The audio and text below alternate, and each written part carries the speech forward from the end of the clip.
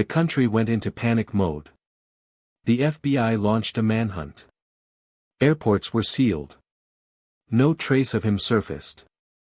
Until 6 months later. A woman named Natalie Pike, a sculptor from Ohio, was reported missing. Her friends said she had recently been dating a man she called quiet, older, and very attentive. Police searched her studio and found a journal filled with love letters, each signed simply with R. No body was found. But the basement of her home had been freshly sealed with concrete.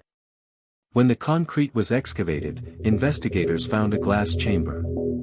Inside, a preserved female figure. Hair brushed. Dressed in a white wedding gown. Skin treated with formalin. Next to her, an empty second case. Waiting. And on the far wall, scratched into the cement. Forever means forever. The discovery of Natalie Pike's body, preserved and displayed in yet another glass chamber, sent a wave of dread across the country. It was no longer a question of whether Ryan Moore was alive, it was now terrifyingly clear that he was free and continuing his work. The press called him the Phantom of Forever.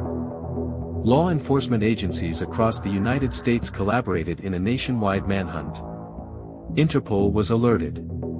Airport security doubled. But Ryan had gone underground.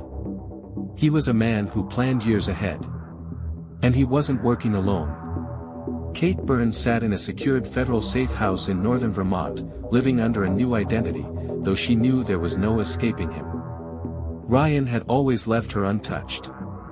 Not because of guilt, but because, in his words, she was the one who saw me fully. And Kate knew it in the marrow of her bones, that he wasn't done with her. The FBI assigned Kate a task force. A digital team to trace Ryan's fanbase, codebreakers to decrypt any online messages, and a behavioral analyst who specialized in legacy criminals. What they discovered was horrifying. In the deep web, a secret group known as the Evermore Circle had emerged. Members shared writing, fantasies, and encrypted communication, discussing preservation rituals and referring to women as petals of the garden. Ryan wasn't just killing. He was spreading. Kate volunteered to go undercover online, using her journalist instincts and first-hand knowledge of Ryan's language. She re-entered his world digitally, posting writings that mimicked his style, sharing invented stories that only a true follower might recognize. Within weeks, she was contacted by a user named Forever Architect. Their chats were cautious at first, cryptic. He asked her what love meant to her. She replied, unchanged. Unbroken. Everlasting. He told her, you remind me of someone. She responded, maybe I'm her. The day he asked to meet in person, she knew it was him. Authorities were split, some believed it was a trap, some warned her not to go. But Kate insisted. This ends with me, she said. It always has. The meeting was set in Portland, Maine. A coastal, stormy city where fog rolled in like a living creature and old buildings watched from behind ivy-covered walls. She arrived at a rented loft, plain from the outside, almost too ordinary.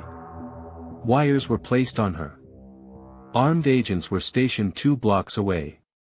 But once inside, she was alone. The place was eerily quiet. Fresh lilies were arranged on a table. Classical music hummed softly from a vintage gramophone. And then, from the shadows of the hallway, Ryan appeared. He looked older now. Thinner. His hair longer. But his eyes were unchanged, calm, focused, entirely sane. I knew you'd come, he said. I knew you'd wait, she replied. They sat across from each other, the distance between them filled with unspoken weight. You left me alive, Kate said after a long silence. I preserved you differently, he said. Some things you don't cage. You framed them in memory. You let them roam. You created followers, she accused. I inspired lovers, he corrected. People who understood the sacredness of holding on. Of never letting go. Kate leaned forward. You call this love? Killing? Containing? Turning people into dead objects? They're not dead, Ryan whispered. They're perfect. They were alive once. At the peak of love. That moment, that fleeting instant where everything is whole. I stopped it from fading. I made it eternal. Eternal isn't beautiful, Kate snapped. It's horror. It's death painted as devotion. Ryan's eyes glistened. You say that. But you came back to me. She stood. I came to end this.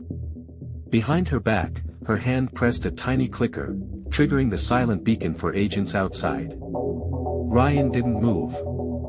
You still don't understand. You're not the bait. You're the centerpiece. She froze. What? I let them catch Natalie, he said. I left that message for you. For them. I knew they'd run to you. Hide you. Let you feel safe. I've been watching you for months. Kate turned toward the window. The street was empty. They're already gone, he said softly. Her heart pounded. Ryan reached under the table and pulled out a wooden box.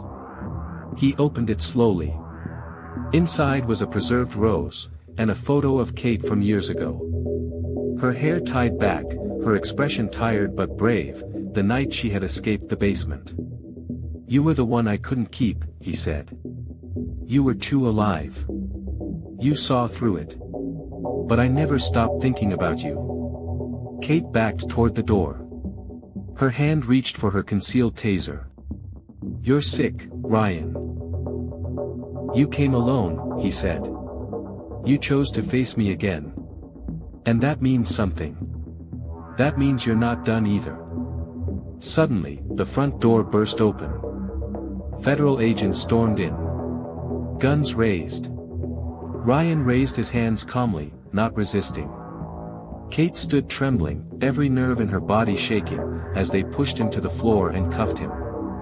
As they dragged him out, he turned his head slightly. This wasn't the end, Kate, he said. The final scream is never the loudest. It's the one no one hears. He smiled. And then he was gone. 6 months later, Ryan Moore was held at a federal black site facility. No contact with the outside world. No letters. No recordings. He never spoke again. Kate published a book, The Final Scream of Love, exposing not just the crimes, but the psychology behind obsession, possession, and the illusion of eternal love. Her book became a bestseller.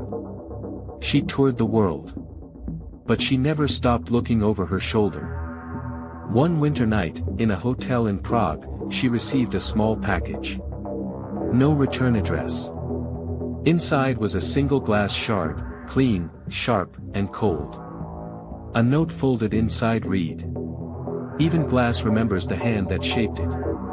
Kate looked up from the note, her breath fogging the window. In the reflection, behind her. A silhouette. And then darkness. If you enjoyed this story, don't forget to subscribe our channel, give a like and share it with others who love suspense and thrill. And most importantly, turn on the notification bell so you never miss our next chilling tale. Your support means everything.